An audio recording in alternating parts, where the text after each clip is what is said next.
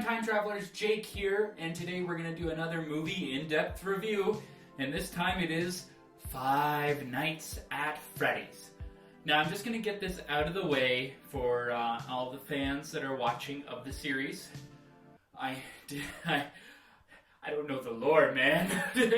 Well, okay, if there was an iceberg of lore, I know the very top. I know all the characters' names. I have seen a MatPat video or two. I know all the animatronics were ghost children, and I know who William Afton is. It's a very basic understanding, and you might ask, how do I know even the basic stuff if I've never played the games? And the answer to that is Five Nights at Freddy's is something I should be into. Let me explain. The whole concept of an 80s pizzeria is exactly my aesthetic. I mean, I have a bowling alley carpet in my living room. Everything, like, I don't take my friends to the casino or bars for my birthday. I literally go, let's go to an arcade that has, like, a bowling alley and pizza, and that stuff is exactly what I'm into. And one of my other niche interests is animatronics at Disney parks and old theme parks, and this game screams Jacob Beeman, which is me. Yet, I never played the games. I think a big reason of that is I've never had a PC, so I never had a chance to play it, and also I was a little baby that didn't want to play it. So maybe it'd be really fun if you guys are interested in watching me react to the series for the very first time. Like, I can play the games. That is something I'd actually really want to do, so I can call myself a true fan, because man, was I excited that this movie was coming out, despite the fact I haven't played the games. And some of you might be going like, how can you be excited? You're not even a real fan. It's just something that I've never looked down on Five Nights at Freddy's fans. I totally get it. And, you know, when it first came out, I was almost aged out of it. A lot of people that love the series are younger than me. So I never had a chance to get into it, but I think now would be the perfect time. Anyways, I was really excited for this movie, even if I went up to my friends and I was like, yeah, Five Nights at Freddy's next weekend, eh? And they'd kind of laugh and I'd be like, I don't want to go. I also have very vast knowledge of the memes of Five Nights at Freddy's. Of course I know the Guys? Is this Freddy Fazbear? The Bite of 87. Yeah, sure, step aside, kid.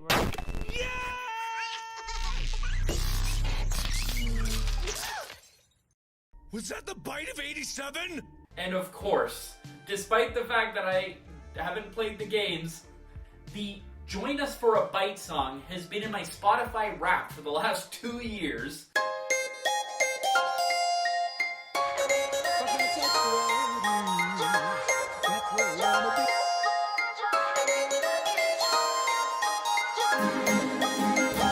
But that's at Freddy's.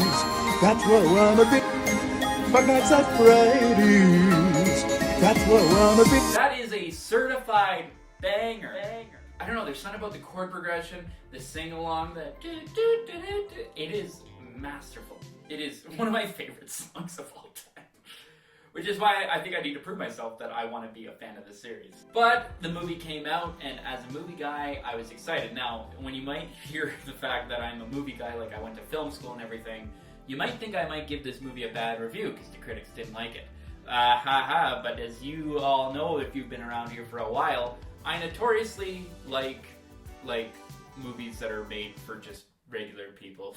if that makes any sense. Like, Freaky Friday, I mentioned in my last video, it shaped who I was. Like, these family fun films are the bane of my existence. I appreciate and love, you know, the Oppenheimers and all those kind of movies. I absolutely adore, and I get it. You know, I watched Psycho and I was like, yes, I get it. But then I like these movies as well. And, you know, I think going into this movie without the extreme expectations of knowing the lore and are they going to do it justice, and also going in with an appreciation for the brand instead of just going, it's just a stupid little kids movie. I think that really helped my experience, especially since I was already pumped to see the cast. Josh Hutcherson, who is, you know, my time, he was the Peter Malark. Peter! Of course, Matthew Lillard, who is just a god. being able to play William Afton. It was really exciting for me to sit down and watch this, and of course, see the pizzeria in action. I know that's something really lame to look forward to, but that's just who I am. And I have to say, you saw the title for this video.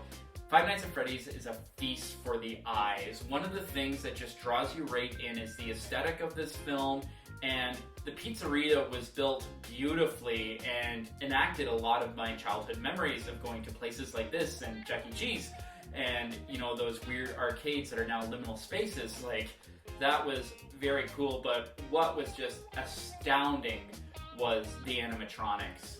Even though they don't look scary, and I don't think they've ever intended to look scary, more creepy sort of thing, but the fact that they're not CGI and they were made by the Jim Henson Company and made like them real animatronics and human puppets to operate. It was almost uncanny valley to see on screen because you're so used to seeing them in the video games and they're so accurate to the video games. But oh my god, seeing them operate and move and they're real, like I was just smiling every time that they were on screen.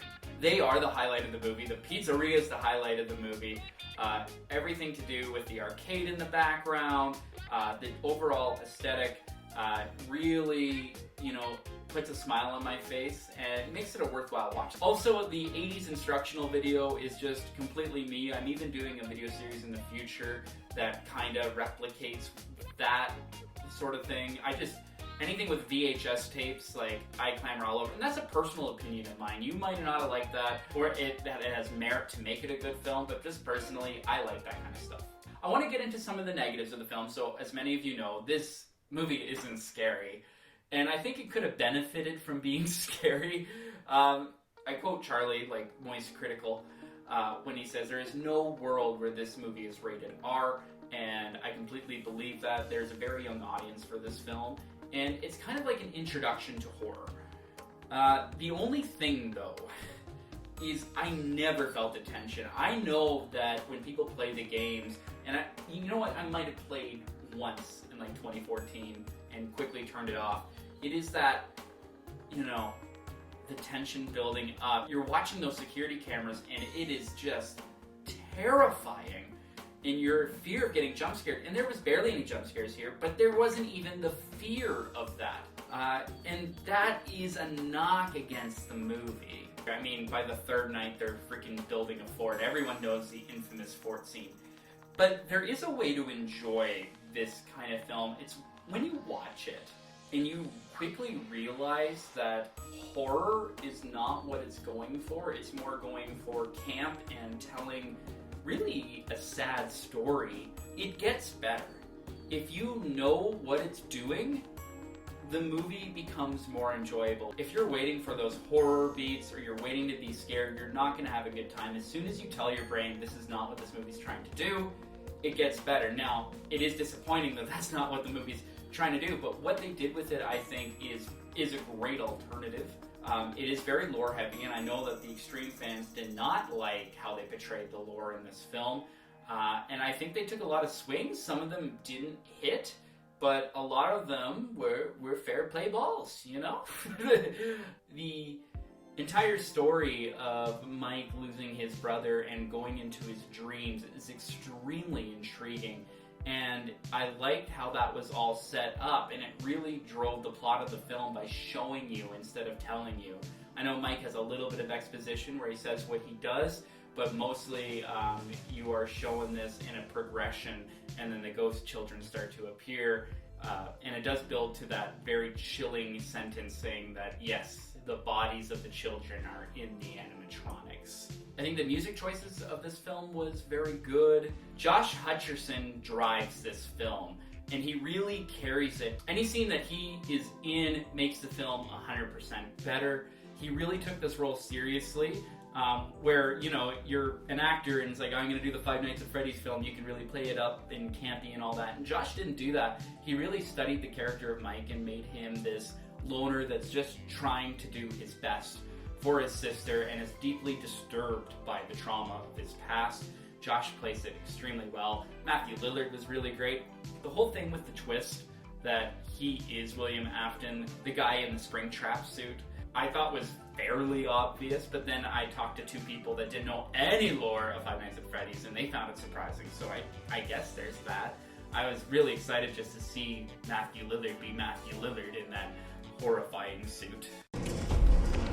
You're in trouble. Are you challenging me?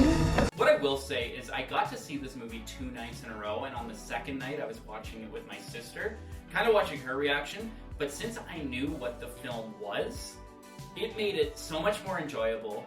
The pacing was a lot better on the second time around. I would highly encourage, if you're kind of on the fence about this movie, watch it a second time. I think personally it gets better with a rewatch, and you do notice some little background things, and it makes it enjoyable. It's also a fun film I can see if you want to get together with a few of your friends and get drunk and then scream when Matt Pat comes on the screen. It's something, I've always been a person who loves behind the scenes. I would buy 2-disc DVDs back in the day just to watch the making of the films, and there hasn't been much of that content yet, except Matt Pat made a great video talking about his experience on the set, and it just enhances the film so much better to know that they really cared about the people that helped make Five Nights at Freddy a name, and the fans, and including this little stuff. He mentions in the video that when he got to set, they gave him a whole trailer, which they only do for these big actors, but they wanted every YouTuber who appeared in the film to feel like they were a star, because they were part of the Five Nights at Freddy's story.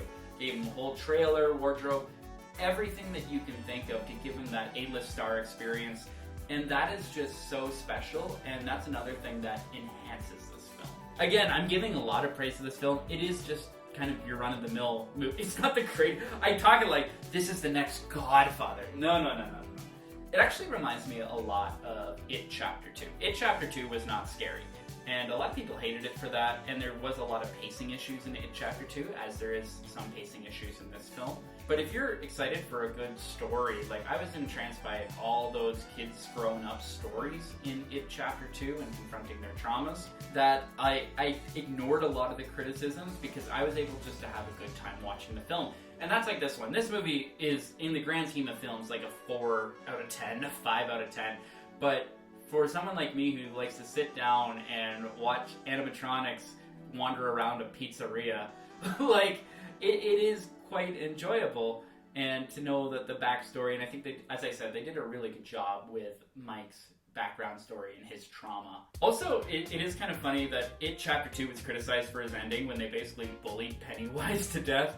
And in this movie, it just ends with the girl putting a drawn picture on the board and the animatronics going, "Oh, that's what he did to us," and then they try to kill him. It felt very similar. These might be similar films. I think this is all part of Blumhouse's new strategy. Like, back in 2012, it was all about the jump scares in horror films, and those are getting panned and criticized lately. I'd like to do a bigger video on this, but I've noticed with Halloween Ends, Insidious 5, and Five Nights at Freddy's, all by Blumhouse, they're all taking this weird, slow approach to the film. I think it works for certain audiences like myself, but also you grow impatient. You're like, just do something.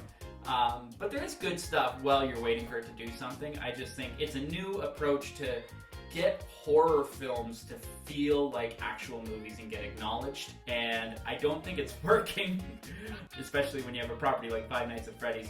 I still appreciate the effort that Blumhouse is trying to get these films to be taken more seriously. I think they're still trying to find that route, and that's another thing. I've seen Scott, who created Five Nights at Freddy's, says he's taking fans' notes. He's going to add more scares and more of the things that the fans love. And this movie made a buttload of money. Like, don't even get me started on how much money it made. So we will be seeing sequels. I almost forgot to mention this, but there is a lot of references in the film, and some of them, like, I didn't get till later, like the whole Foxy doing bum bum dum, you know that scene. But I was really surprised, especially since it's royalty free, that we never heard this. Because that is terrifying in the game, and I thought that that would be an easy sell in the movies. And there's even a theory online that they played that when the power went out to, like, ease the kids, and I think that's a perfect plot point to work into the movie, and we just never heard that at all. And I was kind of expecting it, and that would have built the tension that was missing from this movie. So there's my complicated Five Nights at Freddy's review. As I said, this movie is gorgeous to watch, and I encourage you to watch it again if you're on the fence. If you don't like this movie, you've made up your mind, and I appreciate that opinion. I'm not saying you're wrong. In a film perspective, I think it isn't the best of movies. But I think for fans, there is room for improvement, but you will enjoy this movie. And for people like me, and if you're out there that you've always wanted to get into the series, but you always thought it was cringy or you were too old, this is a great introduction into it. And I'm sure all of you that are just like, play the games and you'll see the real thing about it. I'm going to do that soon. And I think it's a good thing that, some people will be like, you shouldn't watch the movie if you've never played the games. I think it's great to introduce people, to have the movie out there to a wider audience so that they're going to go to the movies to see it and say, hey, if you like that, that is only a taste of what the games are. So if you want to see me play Five Nights at Freddy's, leave a comment. I will sure to do this. Thanks so much. I'm going to get the channel name. Muffins Are Cool that recommended that I would review Five Nights at Freddy's. I know you're a big fan, so thanks for suggesting that, and hopefully you like this review. I like the movie.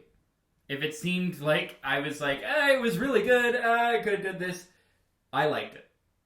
Is that illegal to say? I liked Indiana Jones 5, so take my review with a grain of salt. I'm excited to get more into this community, everyone. It's very fun, and the memes kill me every single time.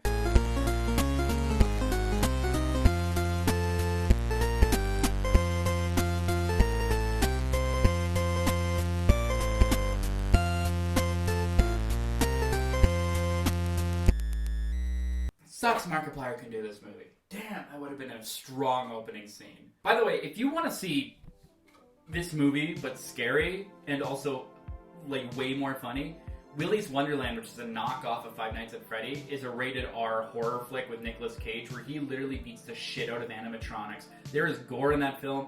It is funny, surprising. He doesn't say a word through that whole movie. There's actually a video of me and my friends Conran and Aaron, where we watch the film, and it's an out-of-context commentary, so you see our reactions to it. Please watch that. It's very fun. Oh my god! He just curb stomped him using a urinal! Oh my good Christ! If you are looking for that kind of horror film, watch Willy's Wonderland. You will be completely satisfied. Thanks everyone for watching this review for Five Nights at Freddy. I guess I would say, as a film fan, 4 out of 10. But my secret desire of how much I like this film, and I wanted to watch it twice right away, and I kind of want to watch it again right now, and it's kind of fun, and it's better the more you think about it, and I really kind of enjoyed this film for what it was. And once you turn your brain off, and it's kind of like about the lore, it's kind of fun. And the fort scene was kind of cute when you think about it. And Josh Hutcherson was amazing, and so was Matthew Lillard. And some of the other ones, like Vanessa, she's kind of cute, but maybe she could have. I think she could have had better material to work with, but she still did good, and all the thugs. And Doug, we love Doug the lawyer, and I will be watching this movie again, and I'm going to buy it on Blu-ray in 4K, and in that sense, I think it's 7 or 8 out of 10. in Beeman standards, it is an 8 out of 10. My film brain is 4 out of 10. Beeman standards, it's an 8. It's great. I freaking love arcades, dude.